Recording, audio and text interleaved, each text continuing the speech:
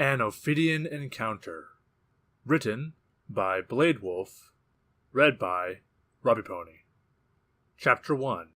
Meeting a Mystery Mare. Cold. The chill roused me as it spread across my fur. Everything was blurry. How long had I been unconscious? It took a moment for my mind to awaken as I adjusted to the darkness. I inhaled slowly. The air was humid, suffocating, and the exhale left pale mist in the air. I blinked away a splash of water that leaked from the stalactite overhead. A hard, throbbing pain rose slowly from my shoulder. The fur was discolored even in the darkness. Right, I sighed and looked overhead. A dim ray of light shone through a gap a dozen feet above, the ledge obscured by a myriad of broken stones. Time to assess what was still usable. I emptied my saddlebags on the rough stone ground and rummaged around my feel of hoof. Thank the goddesses that my body broke the fall and most of my equipment was only dented. With a turn of a switch, 3 matches, and a bit of fumbling, my lantern sparked to life. Scattered along the ground was a myriad of gear, which included several riding implements, a cracked telescope, several ration bars and water pouch, a bundle of rope, and a dented sextant. I grimaced at the damage. It would take a bundle of bits to fix these. A long cylinder laid off to the side, its screen case pristine, with nary a scratch in the light. That alone washed my foul mood away as I gathered it all back up into the bags and stowed it onto my back. Guess I can't climb back out, I mumbled. The cavern walls were large and worn with ages of erosion. A chill apart from the air ran down my spine as I stared at the collapsed entrance above. Such old caves must have an exit somewhere. Yes, I'm sure. The thunderous beat within my chest, steady in rhythm, echoed much louder than the steady clop of my hooves. Every minute that passed by as I traversed down the cavern felt like an hour. Each step made my shoulder burn, which was almost a welcome distraction from the endless darkness and featureless rock. Ah! I barely caught myself from letting the ground kiss me lovingly and looked at the offending object that dared be underhoof. An oblong stone, chipped and cracked, revealed itself. Even underneath the water erosion, it was obviously not naturally made. That's a bit out of place, isn't it? I was about to hold the lantern closer when I heard it. Like the breath of wind, subtle and non-existent, but I clearly heard it. Hadn't I? There it was again. Was it wind? That meant a way out. I immediately picked up my pace to continue down the cave. It was a subtle change, noticeable enough that the ground started to incline. It wasn't as subtle when the floor began to flatten out, the rough ground slowly evening out into an unnatural smoothness. No, not unnatural. This, I tapped on it with a hoof, is worked. It wasn't odd for ancient stone buildings, pre-Discordian monuments, and lost temples to be found this far east from civilization. However, the chances one would be buried in a mountain and coincidentally connected to a cave. Looks like Lady Luck is watching out for me. The tension melted out of my shoulders and I released a breath I didn't realize I was holding. I followed the path. Now I could clearly call it a path further down.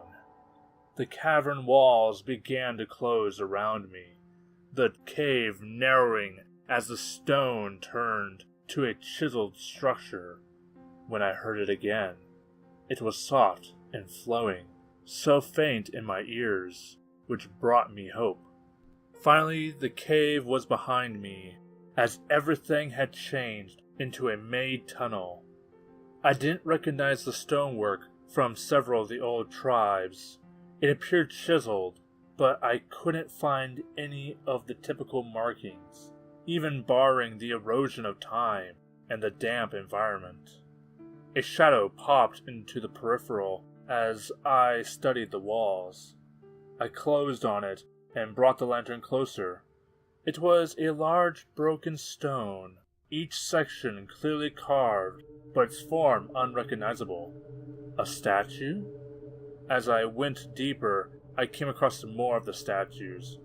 Most had crumbled to the floor in chunks or dust, but several remained fully formed even when eroded, leaving many details to be desired. One thing was unchanging. They were all ponies. Is this a temple? Note to self, come back to study when free. This could make my career. Or not. That dang professor might just take it out from under me, I mumbled. No, I put those thoughts in the back of my mind. Now wasn't the time to languish over nothing. The amount of statues was beginning to unnerve me. It wasn't a dozen or two, it was more, and growing in density the deeper I got. I nearly lost my breath as the lantern light fell across the door. A massive door, 6 times my height, and slightly ajar. Just enough for a pony to fit through. Statues were littered in front of it. Ponies, every single one, crowded atop one another, all throwing themselves against the door, hooves scraping at the stone, horns raised high with silent cries, and the look on each carved face made me shudder. It was a gray picture of something out of a horror novel. A dry cackle escaped as I averted my gaze away from the statues. Whoever carved all these sure did have a lot of time. The burning in my shoulder was back, as it felt like I was walking through water. I entered through the door. I stopped. I couldn't continue. What is this? The room was crowded. Ponies of all age, race, and size filled the floor to the very edges of the lantern's light.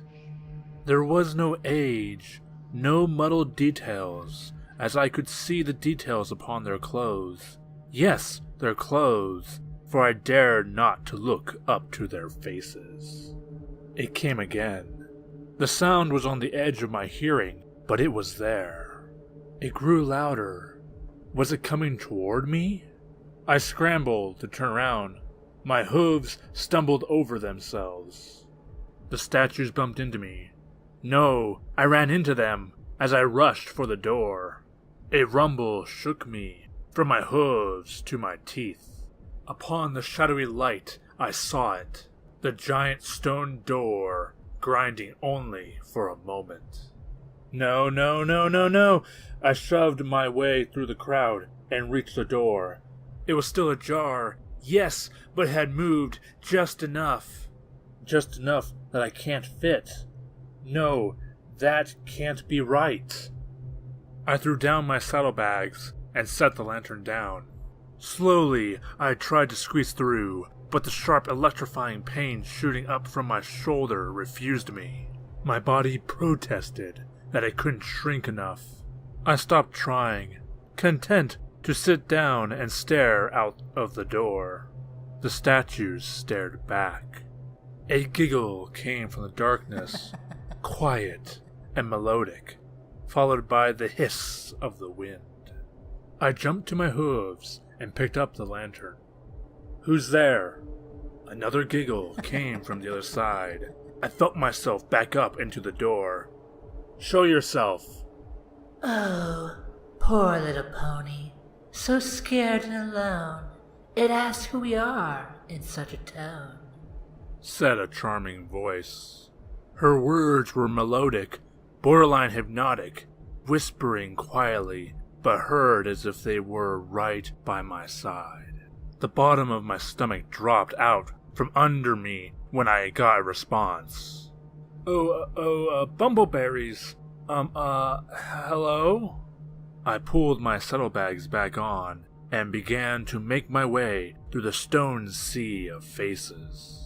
It was hard to avoid looking at them as I peered into the distant darkness. Hello, cowering and courteous one. What brings you here, away from the sun? She asked. A part of me began to immediately reply before I could squash the thought. I fell down. Yes, I fell down and I'm looking for a way out. Do you think, that you could help me? I was startled at something in the corner of my vision.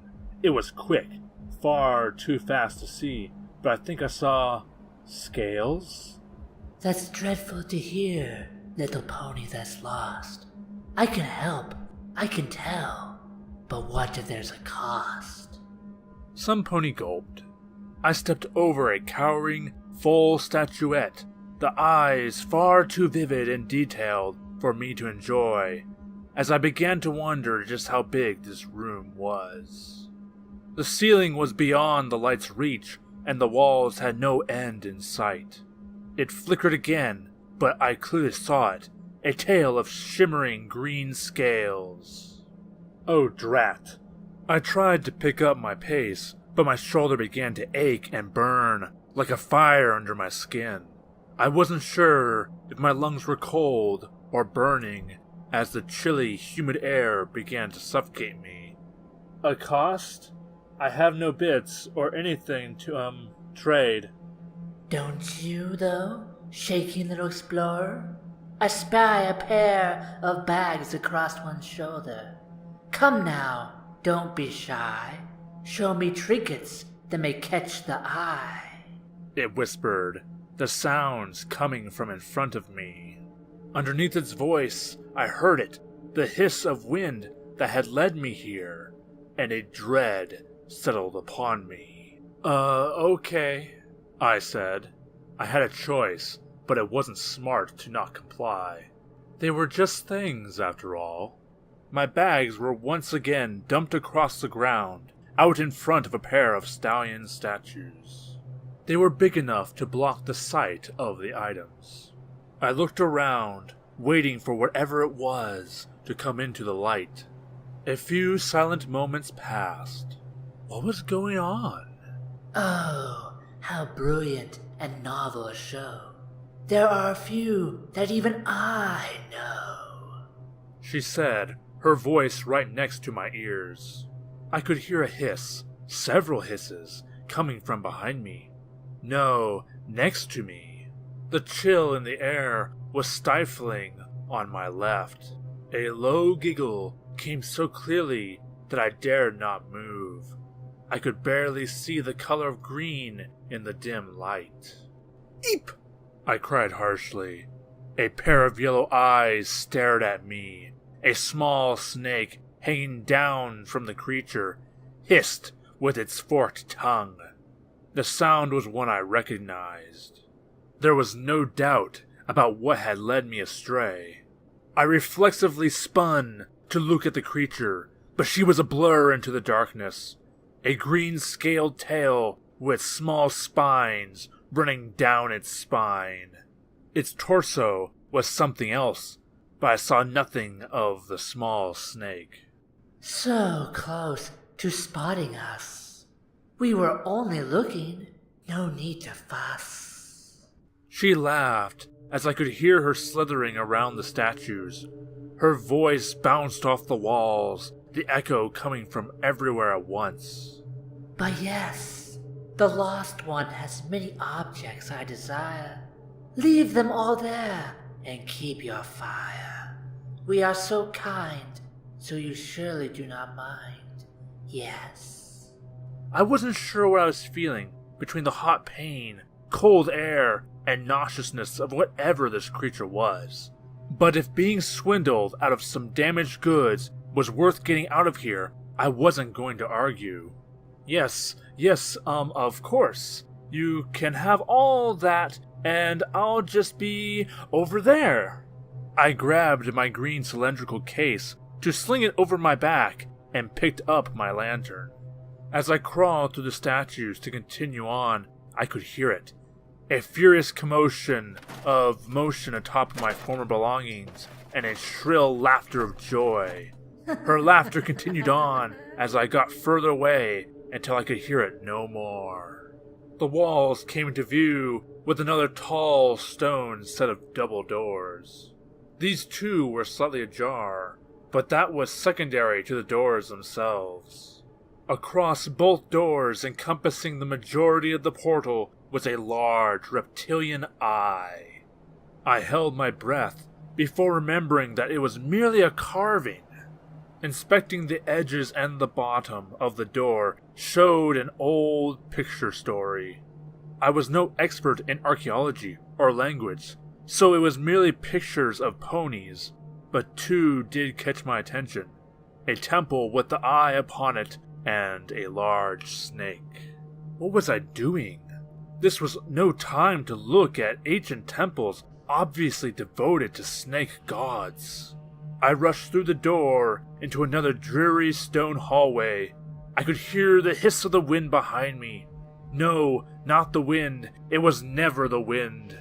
The pathway came upon a branching path. I wasn't sure which to take, so I went left. Rule of hoof on mazes was that following the left wall would always lead you out. Or was it the right wall? I was already committed, so I continued left, even after 4 more branching passages. It felt like an hour before I came upon a door. It was small and ornate, unlike the temple doors from before. Having no other way except backwards, I opened it and went in. My vision swam as I vomited my morning lunch onto the lantern I dropped. The room was large and overgrown like the jungle outside. A variety of treasures from several eras and ages were littered about the room, like trash, or piled up into groups that made little sense. A nest of foliage, bigger than I, lay in the corner, while the opposite corner was submerged in black water. Yes, the room wasn't the problem. Every breath of putrid air made my stomach heave, my throat burn, and eyes water. I struggled to even move as my mind was dizzy. Pony statues were all around the room. Some were seated around a broken wooden table, rotted with age. Another standing politely near the nest, and some soaking in the sludge in the corner. I barely picked myself off the ground. Oh my, a lost little pony visiting my nest. Oh, we aren't prepared for a guest. I tried to spin around, but a pair of hooves, cold and soaked, held my head still. The subtle sound of her body slithering across the floor, her siren-like voice, and quiet hissing made my body lock up. I feared to move, to breathe, lest the worst happen. My throat still burned, too much from my sickness to talk. Nevertheless, we are not one to oppose. Yes, oh yes, you look tired and in need of repose. She whispered in my ear. I could feel her muzzle on my neck. Go inside quicker. Worry not, for you won't get much sicker. The slimy hooves gently pushed against my neck. I stumbled into the room, barely maintaining my balance. Each breath was difficult, but I adjusted to the foul air. The ponies frozen in stone here were different. All the expressions in the large chamber were of a variety of anger, fear, or terror. Here in this swampy room, they looked forlorn. Regretful? I was startled as the light moved over to hang upon a statue's outstretched hoof. Oh, this is delightfully fun. I rarely chat with living ones. I whipped around, not minding my daze. No more of this hiding act. Yet every time I turned, she snuck around my side. Her giggles made it obvious what she was doing. I froze as I felt her cold, soaked body drape across my back. We haven't talked just yet. Still yourself, do not fret, yes. Okay, yes. I shivered as she slid over me to go around the room. Why didn't she let me look at her? Despite the fear of this whole situation, being trapped in a room with what I've been assuming is a snake monster, I couldn't help my curiosity. Slowly I itched over to the nearby light. I knew the lantern couldn't warm me up, but I felt it did anyway. So you want to talk? The air wasn't that bad anymore. What about? Why, many things come to mind. What does the one come to find? Why is the one here? Does the one hold any pony dear? Metal crashed against other metal, tempting me to look, but I held back with a slight peek. The creature was dropping the telescope and other items onto a pile of other metal trinkets. She, moved across the room as she added new additions to her personal hoard. I scooted closer to the door, only a small amount, but talked every time to cover the noise. I didn't come here on purpose. Well, not here, as in this, your lovely temple. Sorry, I've never met a, She stopped moving about, and I could feel her eyes upon me. It was as if she was touching me with the air itself. Maps, right. Came to this forest to map it out. The shuffling of various tools resumed. How splendid a pursuit you do. Are you the scout? No, with such spirit, you draw the maps too. I never had a doubt. What of the other questions we had? Take your time. We will not be mad. Of course. Well, I guess I came to find whatever I could. I mean, it's part of the job. But why I'm here explains it all. This, fine temple is a splendid discovery. If there's one thing, there's bound to be more around. Such constructions aren't built in the middle of nowhere, after all. I mean, why? There must be a whole civilization's history here. A town or village at the least, to be discovered and reported to. I snapped out of it. They'll find it fascinating when I tell them back home. The door was so close at hoof, with the lantern within just the edge of my reach. I glanced around, keeping my sight close to the floor. Just as I was about to bolt, she spoke. It wouldn't have stopped me, it shouldn't have, but her tone gave me pause. And of one deer? None. I'm afraid I just... well, that's not an excuse. No, none in particular. Then why not stay here? Yes, stay with us and no longer pout. We can be your deer. No need to seek one out. Yes? She clapped her hooves together so suddenly that something tumbled to the ground. It bounced twice with an echoing clang before landing face up. The noise scared me so suddenly I couldn't help but look. It was a small vanity mirror, 3 cracks parting the worn glass, but did nothing to hide what it reflected. She was a pony, a youthful mare with a beautiful smile. If only that was all it was. Snakes of green and purple skin slithered where her mane should be, their teeth overshadowed by her glaringly sharp fangs protruding past her jaw. Her green fur was oily and soaked, slowly shedding into dark green scales, going from a mammal to a reptilian body that had sharp spines down her back. Yet the worst was her eyes, a pair of glowing yellow jewels. It will be like long ago. I had asked our friends to stay back then. Oh, I don't know why they said no. Something about their next of kin. She laughed as I saw her drape a hoof across a statue and stare at it longingly. We weren't mad. We were kind. I don't think they ever did mind. What does one say? Her eyes focused back on me. I saw them focus back on me. She saw that I saw. I rolled to the side before she crashed into the pile of metal trash behind me. Quick, no time to think. I grabbed the lantern off from her long-dead friend and bolted through the door. No, don't look back. No, no, no. Stay with us. Care for us. Talk to us. We won't let one more go. She yelled, her fury hiding a number of things I didn't dare to guess. It didn't stop me from galloping down the stone hall. The intersection came up quickly. I turned right so hard I slid into the wall, but jumped to keep my speed. A moment after, a heavy thud came from where I had been. Right, another right, a left turn up there. Oh, goddesses, I screamed between panting breaths. The sound of her grinding against the stone was right behind me. I could feel the damp fur of her hooves on my haunches. A light, warm and bright, was up ahead. Without much thought, I tossed my lantern behind me and was rewarded with a pained scream. Just a moment more. I leapt into the blinding light.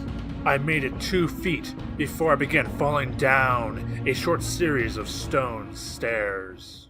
The warm rays of the sun beat down upon my body that brought tears to my eyes. Either that or the horrifyingly painful burning in my shoulder.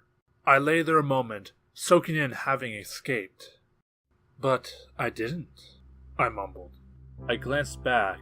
A small, crumbled door laying to the side, revealing nothing but darkness within. There was no sign of it. The monster. Her.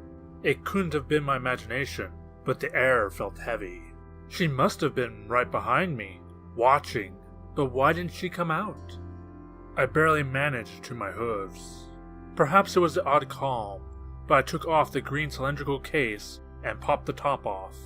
Inside were several maps, both old and new. I took out one that looked fresh, pristine, and unfurled it on the dirty cobblestone. A sprawling jungle with several notations and a river winding through it. Having sacrificed my inks, I picked up a nearby rock and carved a scar in the paper, a circle right where I thought I was. I rolled it back up and returned it to the scroll case. Was it over? The whole encounter felt like a dream. It was fantastical, even more so that I survived. Fantastical, yeah, robbed of all my possessions. I yelled at the empty doorway. Scared out of my life. You know that? You're scary. Jeez. Fall down a hole, then off a ledge, and then chase to the edge of my life. Then there's whatever's wrong with my shoulder. Is it broken? Bleeding? I don't know. It hurts. Ugh. I stood there for several moments, breathing, letting the intensity of the situation flow out of me. Her tone, her words, they were never hurtful. The odd mare, was nothing like a monster. Perhaps, maybe, she had a side that she couldn't help, couldn't control. I knew that not all monsters were like that some were just as they appeared. Yet the way she acted left me wondering. Once again I popped the top of the case, my case, and pulled out all my maps. Delicately I rolled them and put them in my empty saddlebags. It was stupid of me to be doing what I was doing, but I couldn't say it was wrong. Gently, in front of the broken door, I set my green scroll case against it and backed away. Look, lady, if you're hearing me, sorry. I mean, not really, because you more or less almost killed me and mugged me in the middle of a jungle, but I guess I get it. Or not. I'm not sure what I'm saying. I just think I ran a hoof through my mane. Maybe you're not all a monster, or something. So, you're green. This is green. You can have it. Keep it clean and nice, okay? One day, not saying I will, but I may come back, to get it.